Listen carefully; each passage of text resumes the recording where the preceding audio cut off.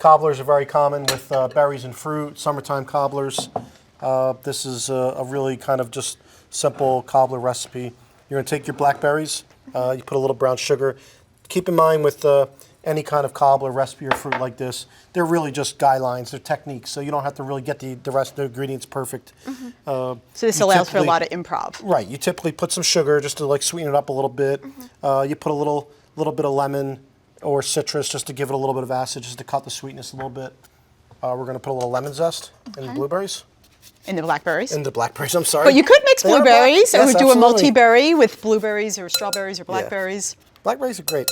What's so great about blackberries? Why should we be introducing them into our diets? So fruits in general are something that you want to have a lot of variety in your diet with that. They're helpful for many different things, digestion and such. There's a lot of antioxidants specifically in blackberries, and so for adults and children alike, that's a really healthy thing to have in your diet.